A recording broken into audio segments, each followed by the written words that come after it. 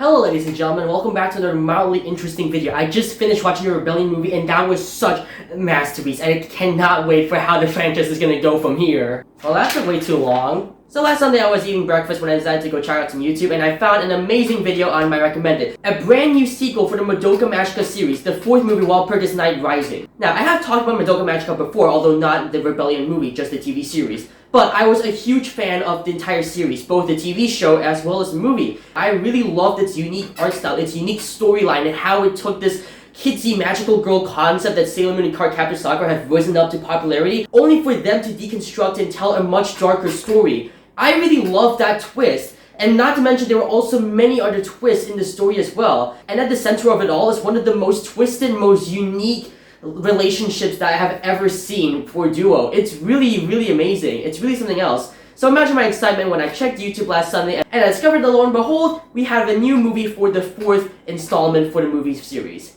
I was really excited for it, and all it took was just 10 years to actually come up with a sequel for the third movie, Rebellion. Just for your information, the first and second movie are actually just adaptations of the TV series, the third movie is the actual sequel, and the fourth one is the one we're talking about right now, hence the title. Now, since we actually have to stick to the title of this video, I'm going to be telling you what I think will be happening in the next installment of the movie based off the trailer that we see as well as the subtitles that we get. So, let's begin. For this part, I'm going to try to keep it spoiler-free. The one thing I noticed right away was the color grading as well as the drawing or the art styles. It felt different. The eyes felt more round. I felt like I could see more reds. Like the colors felt more brighter. The shading felt much more cleaner and better overall. I mean, it's been 10 years since the last movie, so it makes sense. But even still, this is a bit of a shocker to me, and I'm going to be pretty excited to see how the visuals are going to be looking. Although they're probably just going to look just as well, because it seems like they've got most of the original cast back, including the original composer Yuki Kaijura and the writer Genu Urobuchi. But speaking of credits, we actually have another credit that I noticed: Parallel World Design. So from what I understand, this means that there's going to be another parallel universe or maybe another parallel world based off that credit. So it's going to be really interesting to see how that goes. And considering the movie is named Walpurgisnacht Rising, maybe the monster will be coming from there or something, or maybe it'll come from the original universe and threaten to spread off to the multiverse. I think the series might take that route, but it's going to be really interesting. The art style was always unique in my opinion, so it's going to be really interesting to see what is it going to look like in this parallel world. Another thing that caught my attention was the final line of the trailer that says, "And so let the curtain rise up onto night's dream." So in my opinion, maybe this monster will be attacking dreams, or maybe it will have something to do related with dreams, or the mind or the subconscious, or something like that. But whether the parallel universe or the dream concept does come true, or whether it's both of them, it for sure is going to produce some pretty trippy results, visually speaking. So overall, this already seems like a very unique visual experience. Now we're going to spoil the entire series just so that I can analyze it a lot more. The original series ended with Madoka sacrificing herself to become basically a new deity, a concept, a god,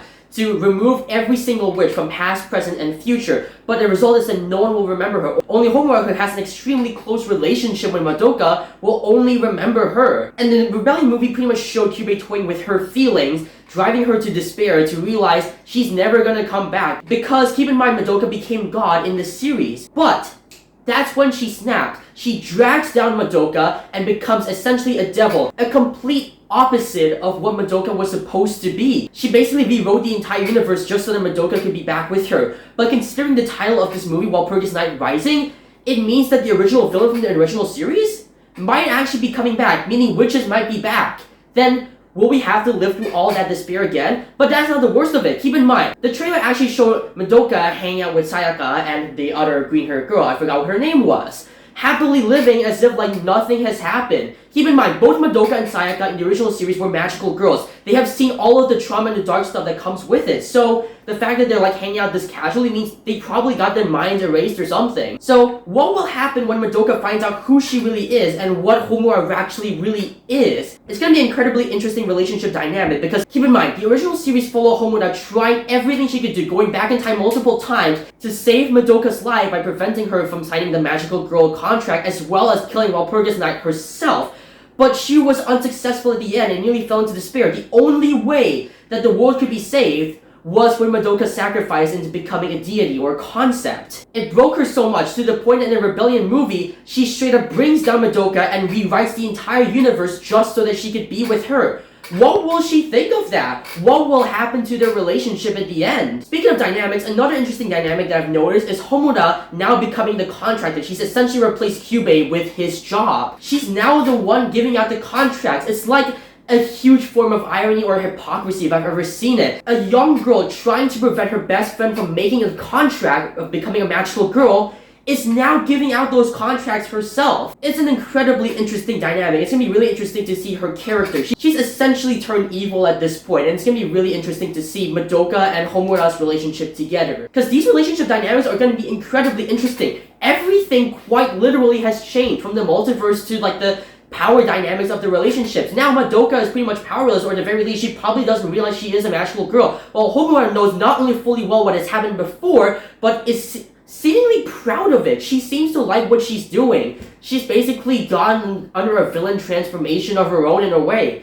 It's going to be incredibly interesting to see how these dynamics and relationships play out in this movie. Not to mention, they've got the entire cast back from the dead, so there is going to be that. So overall, I am very excited for this brand new Madoka Magica movie. It's going to be really interesting to see where they take this series from here. There's new relationship dynamics, power dynamics, new visuals, and potentially new world, and potentially new monsters as well. And the original cast is back as well, and we can see it from the trailer. And it's really amazing to be able to get some new concrete information about a sequel that we have been waiting for 2 years, that comes out 10 years after the previous installment. And I've actually already written a little wish list on a piece of paper that tells me everything I would love to see in the new Madoka Magica movie. So let's see what it says. Oh man, damn it, apparently 2 years of waiting just makes paper rot like this.